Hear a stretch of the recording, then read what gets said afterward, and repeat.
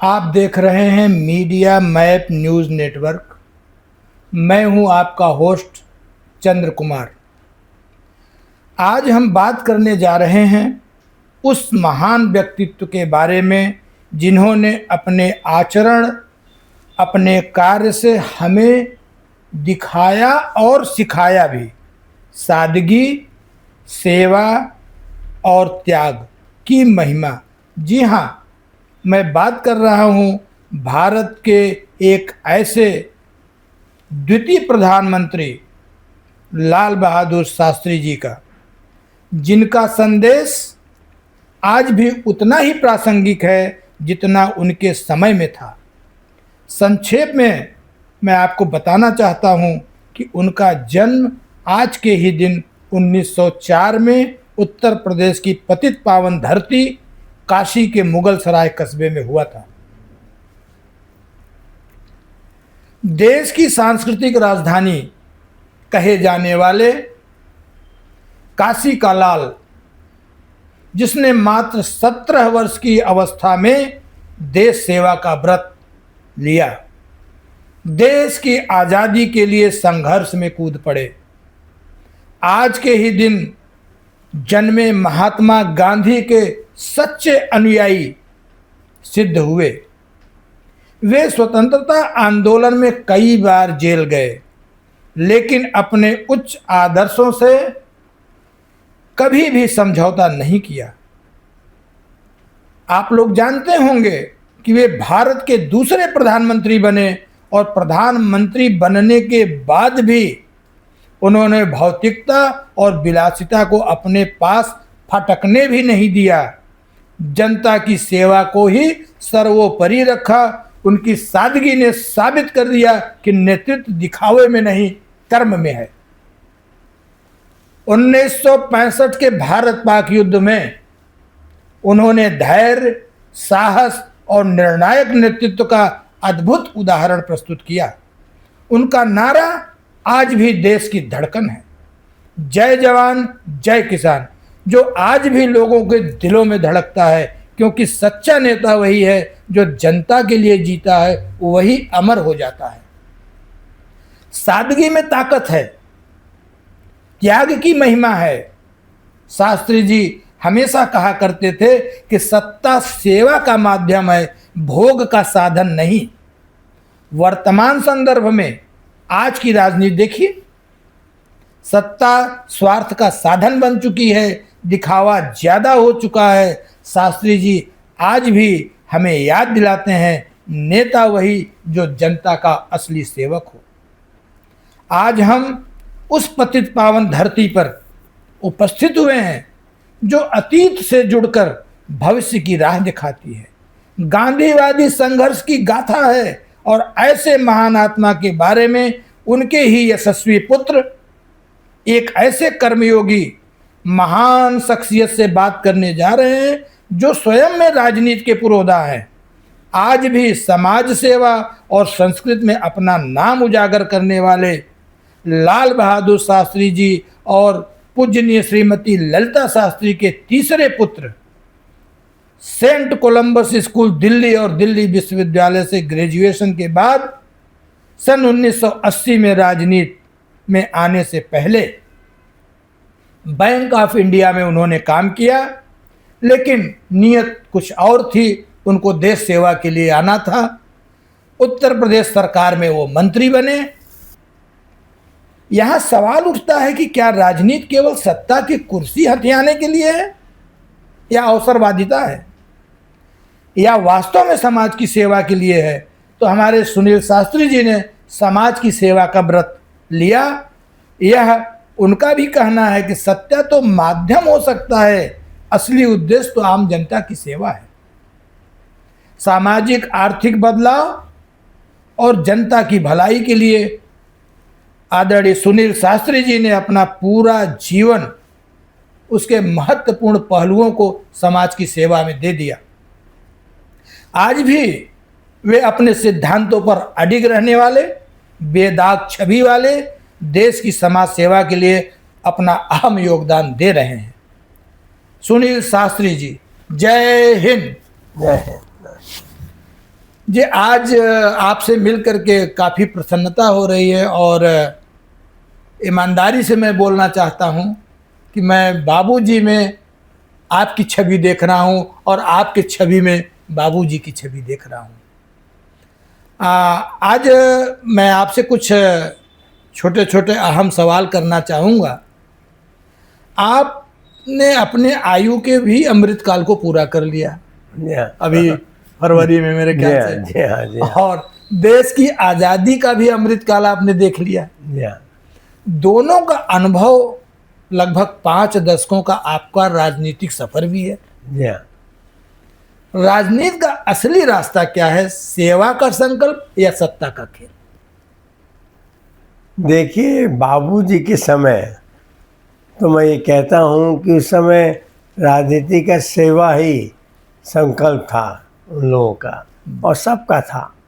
जितने भी नेता उस समय थे, राजनीति में आए, स्वतंत्रता दिलाई हमको, उन सब ने सेवा की भावना से राजनीति में प्रवेश किया और जीवन भर उन लोगों ने ईमानदारी और सच्चाई के साथ देश के प्रति अपना सारा प्रशासन की जो अनुभव था उसको उन्होंने वहाँ पर दिया।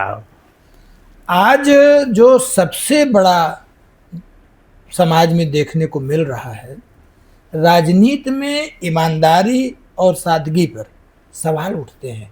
क्या बाबूजी आज भी उतने प्रासंगिक हैं? मैं समझता हूँ कि बाबूजी की अगर सही माने में उनको देखा जाए तो कोई भी ऐसा व्यक्ति नहीं मिलता मुझे कहीं पर भी जो ये कहता हो कि शास्त्री जी ने ईमानदारी की पथ को छोड़ा। और उन्होंने जिस पहले रेल मंत्री रहे, फिर दूसरे विभाग के मंत्री रहे, गृह मंत्री रहे, फिर प्रधानमंत्री रहे, लेकिन हर पद पर उन्होंने एक छाप छोड़ी ईमानदारी और सच्चाई की। और मैं ये कहता हूँ कि अभी आपने जब शुरू में कह रहे थे तो सिंप्लिसिटी, सादगी जी, जिसको हम कहते हैं, सादगी में सबसे ज़्यादा क्या चीज़ देखी जा सकती है? शक्ति, पावर। जी। सिंप्लिसिटी जो है वो पावर है, और उसी की सादगी में बाबूजी ने अपने राजनीति में से उसको पावर की तरह, शक्ति की तरह पाया और उन्होंने उसी पर चलने का पूरा प्रयास किया। देखिए, आपने सादगी की बात कही। जी, क्षमा करिएगा, सुनने में तो बहुत अच्छा लगता है, जी हाँ, लेकिन आज की जो राजनीति है वो व्यवहारिकता पे चल रही है। आज निवेश, तकनीकी, वैश्विक दृष्टिकोण की ज़रूरत है। क्या शास्त्री जी के आदर्श जो थे पुराने नहीं हो गए हैं? नहीं, मैं नहीं मानता। मैं समझता हूँ कि आज भी शास्त्री जी की ईमानदारी आज भी बहुत उसी तरह से जीवित है जैसे उनके जीवन काल में और उनके बाद भी। और आज भी कोई भी व्यक्ति ऐसा नहीं मिलता जो ये कह दे कि शास्त्री जी ने कभी कोई गलत काम किया। शास्त्री जी ने हमेशा देशभक्ति के प्रति अपनी उन्होंने भावना को सत्यवादी के रूप में प्रकट किया और एक सच्चे इंसान के रूप में उन्होंने देश की सेवा की। मेरा बड़ा अटपटा सा प्रश्न है हाँ, कि जो बाबूजी का दौर था, निश्चित रूप से उस समय जो गांधी के सच्चे अनुयायियों में से थे बाबूजी थे, लेकिन आज जनता जो जनार्दन है वो भूखी है, रोजगार के लिए चिल्ला रही है। तो क्या जनता का पेट आदर्शों से भरेगा या रोजगार भी चाहिए? देखिए, जनता को जब आप ईमानदार नेता मिलेंगे, जी, सच्चे नेता मिलेंगे, देशभक्त मिलेंगे, तो मैं अवश्य समझता हूँ कि रोजगार भी मिलेगा। क्या लेकिन अगर आज की राजनीति देखी जाए जी, तो आज की राजनीति में ज़्यादा मुस्कुराते हुए चेहरा ज़्यादा दिख जाता है नेताओं का, और उनको ये नहीं बता पाते हम कि उनके मन में क्या है। क्योंकि आज मैं ये नहीं कहूँगा कि हर व्यक्ति ईमानदारी है, होना चाहिए लेकिन नहीं है। तो आज हम लोगों को सोचना पड़ेगा कि किस तरह से हम एक सच्चे अनुयायी गांधी जी के बने, क्योंकि गांधी जी स्वयं इस बात को कहते थे कि हमेशा सत्य बोलना। और बाबूजी ने मुझे बचपन से यही सिखाया कि सुनील, तुम जब भी बोलना एक सच्चाई से बात कहना, ट्रुथ तुम्हारे अंदर होना चाहिए, क्योंकि सच्चाई बोलोगे तो तुम सही रास्ते पर चलोगे, अन्यथा तुमको हज़ारों झूठ बोलने पड़ेंगे अपने आप को बचाने के लिए।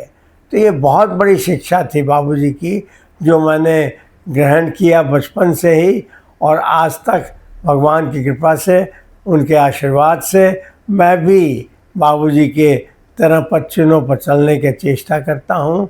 अब उस समय की राजनीति और आज की राजनीति में ज़मीन आसमान का अंतर आ गया है, लेकिन फिर भी मैंने बाबूजी और गांधी जी के उनके पालन किया है, उनके आदर्शों को, उनके विचारों को, और उस पर चलने का प्रयास करना एक कठिन कार्य है, लेकिन मैं समझता हूँ कि किसी भी नेता के लिए वो कठिन नहीं है। अगर उसके मन में सच्चाई है, मन में देशभक्ति है और मन में लोगों के प्रति सही काम करने का उद्देश्य है, तो अवश्य वो सही काम करेगा। बाबूजी ने करके दिखाया। सत्ता को उन्होंने सेवा माना, उन्होंने दिखावा नहीं माना, संकल्प माना, भाषण नहीं माना, उन्होंने करके दिखाया। बड़ी विडंबना है कि क्या सादगी या आदर्शों पे चल करके हम आज भी वो मुकाम हासिल कर सकते हैं जो बाबूजी ने किया। नहीं, ये मैं इसलिए नहीं कहूँगा क्योंकि मैं जानता हूँ कि नेता ऐसे भी हैं। आज कई लोग मिल जाते हैं जो गांधी जी और शास्त्री जी के आदर्शों पर चलते हैं, और मैं समझता हूँ कि जो गांधी जी और शास्त्री जी के आदर्शों पर चलेगा वो धोखेबाज नहीं होगा, वो गलत काम नहीं करेगा, वो ईमानदारी के साथ, सच्चाई और प्यार के साथ वो अपना काम देश के लोगों के लिए करेगा। सुनील जी, एक चीज़ याद आ रही है जी कि बाबूजी ज़्यादातर यात्राएं, ज़्यादातर सभाओं में वो इक्का तांगा का यूज़ करते थे। जी उस समय हम मान सकते हैं कि वही साधन था जी। और लेकिन बाबूजी उसको भी यूज नहीं करते थे, ज़्यादातर पैदल मार्च करते थे। जी हाँ, जी हाँ। और आज के जो हमारे नेतृत्व है, जो नेता हैं, वो सत्ता में आते ही गाड़ियों का तांता लग जाता है, वो कहीं भी मीटिंग में जाते हैं गाड़ियों के काफिले से जाते हैं। तो उस दौर में और इस दौर में मैं केवल यही परेशान हूँ मानसिक रूप से। तो क्या सादगी पे चल को देश को ठीक से चलाया जा सकता है? देखिए, आपने बहुत अच्छा सवाल मुझसे पूछा है कि क्योंकि हम भी अब जाते हैं कई जगह, तो कई जगह गाड़ियाँ हो जाती हैं मेरे साथ भी, लेकिन मैं कहूँगा कि वो उद्देश्य हमारा क्या है, ये इसके पर ध्यान दीजिए। तो हम लोग का मैं समझता हूँ कि जो आज अगर गाड़ियाँ ज़्यादा चल रही हैं और उद्देश्य सही है, तो उसके लिए मैं उसको गलत नहीं मानता, क्योंकि अब समय बदल रहा है। तो आज गाड़ियां आ गई हैं और एक अलग प्रथा बन गई है, तो रैली होती हैं। तो रैली में अगर उद्देश्य सही है जी, तो आप सही है, और अगर आप उद्देश्य सही नहीं है, आपको सिर्फ अपना दिखाना है, अपने आपको उजागर करना है कि भाई नेता ऐसा होना चाहिए, तो वो गलत है।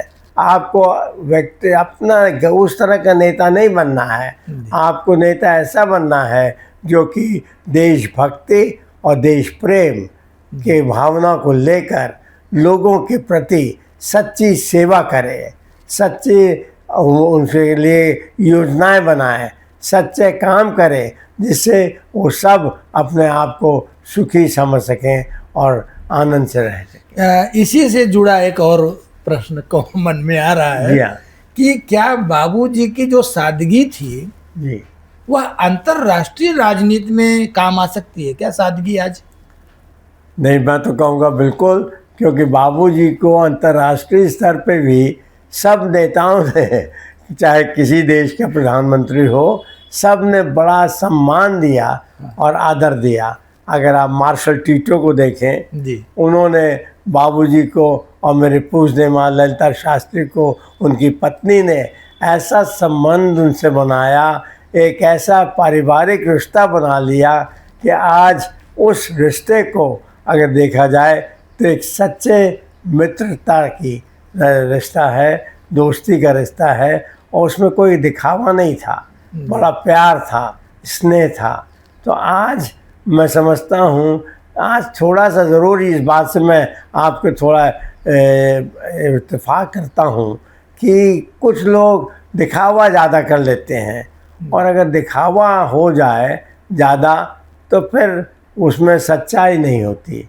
आज जैसे आप ये देखें कि हम लोग सत्ता में हैं तो हम रूल कर रहे हैं, और सत्ता में नहीं हैं तो हम विपक्ष में हैं। तो आज विपक्ष को लोग देखते हैं दुश्मन की तरह। दुश्मन नहीं, आज राजनीति में हर व्यक्ति का एक अपना हक है, हर व्यक्ति का कार्य करने का एक क्षमता है।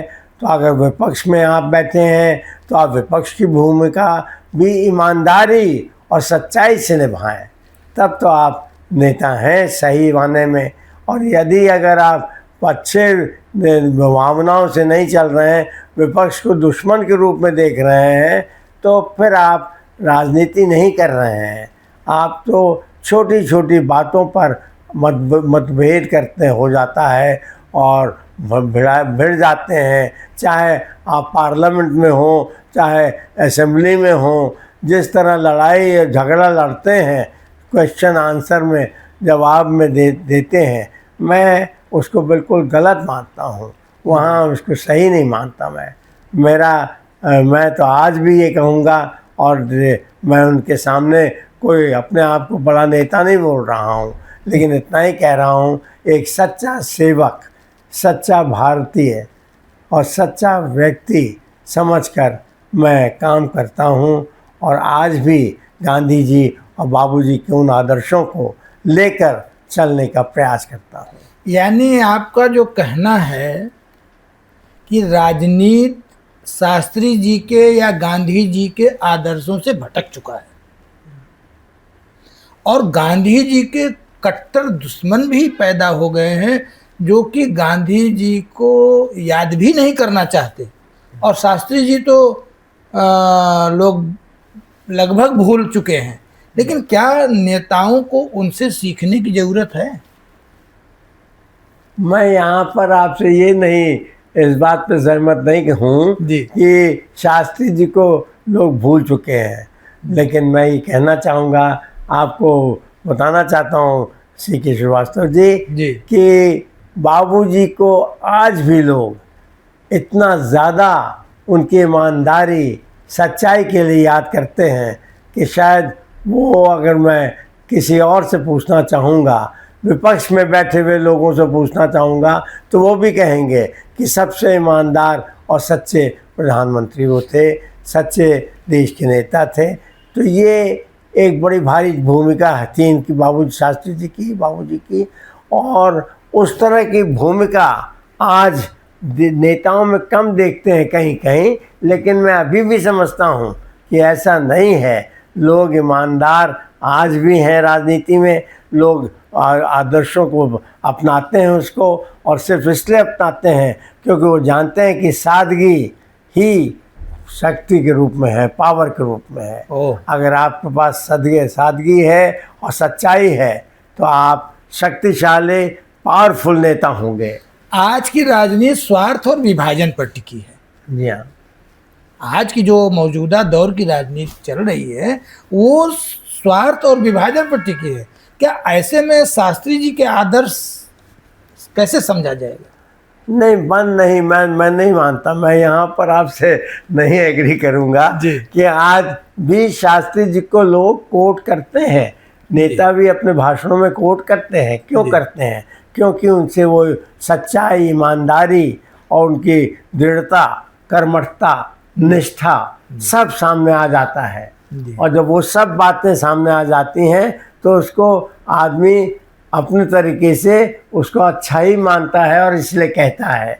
तो नेताओं के अंदर भी मन में है। मैं हर नेता को गलत नहीं कह सकता, क्योंकि नेता कुछ लोग हैं, अब आज की राजनीति में, भाई राजनीति में सब कुछ उनको लगता है कि उनका जो रास्ता है वो सही है, वो उनका मानना है। लेकिन जो जनता है वो नेता उसको मानती है जिसके बातों को वो सच्चे दिल से सुन ले और सच्चे मन से उसको मान ले और फिर करे। जैसे शास्त्री जी का मुझे याद है, जब अनाज की कमी थी जी। तो बाबूजी ने अनाज की उपज को बढ़ाने की बात उन्होंने देश के किसानों से कही, और देश के किसानों के साथ उन्होंने देश की आम जनता से भी कहा कि भाई घर में जहाँ ज़मीन है, थोड़ी सी भी धरती मिल जाए उसमें खेती कर लें, छोटे गमले हों, गमलों में लेकर सब्जियां बो दें, इस तरह। तो वो प्रेरणा इतनी ज़्यादा ली कि मुझे आज तक भी याद है कि मैं कहीं भी देश के कोने में गया, मैंने हर समय उस समय देखा लोगों ने छोटी छोटी ज़मीन पर भी खेती किया और बाबूजी के उस नारे को, जय किसान के नारे को बुलंद किया।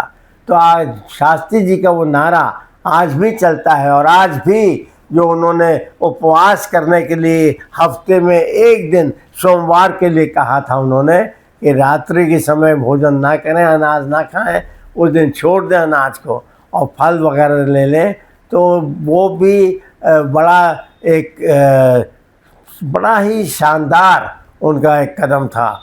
और उसके लिए मुझे याद है कि मैंने एक बार एक प्रधानमंत्री जी से मैं बात कर रहा था और हमारे ही पार्टी में थे, हमारे नरसिम्हा राव जी कांग्रेस में, और उनके साथ में सेक्रेटरी था पार्टी का, पार्टी में का सचिव था।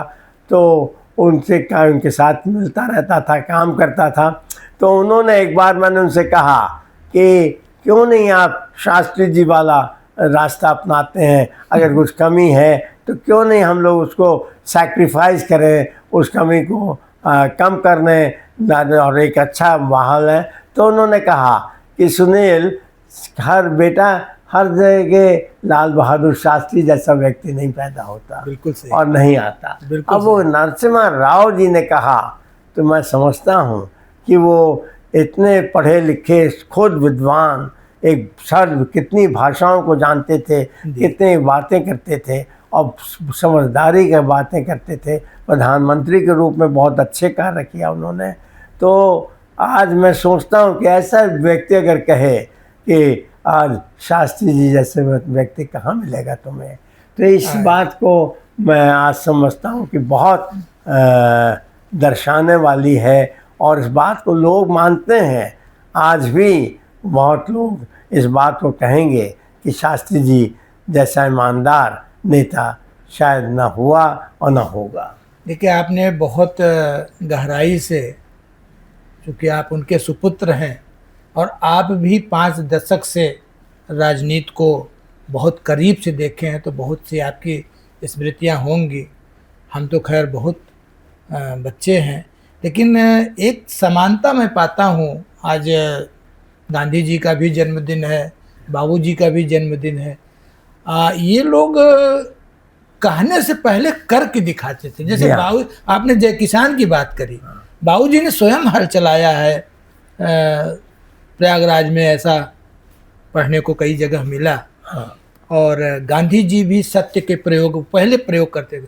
तो ये गांधी और शास्त्री एक दूसरे के पूरक भी हैं, जन्मतिथि से भी और वैसे भी। तो आज का जो हमारा आपसे विषय था, वो हम आपसे माध्यम से, अपने चैनल के माध्यम से बाबूजी के बारे में एक बार हम लोगों को फिर से धन्यवाद देना चाहते हैं और आपका भी धन्यवाद करना चाहते हैं कि बाबूजी के जीवन और आदर्शों को जिस गहराई से आपने समझाया है वह आज की राजनीति के लिए सचमुच प्रेरणा है।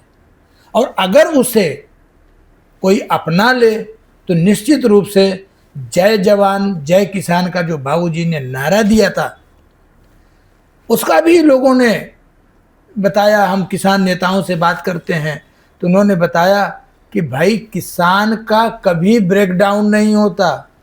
24 घंटे 12 दिन 365 दिन हम लोग खेत में धूप बरसात पानी में काम करते हैं और किसान के यहाँ से ही निकल के जवान जाता है।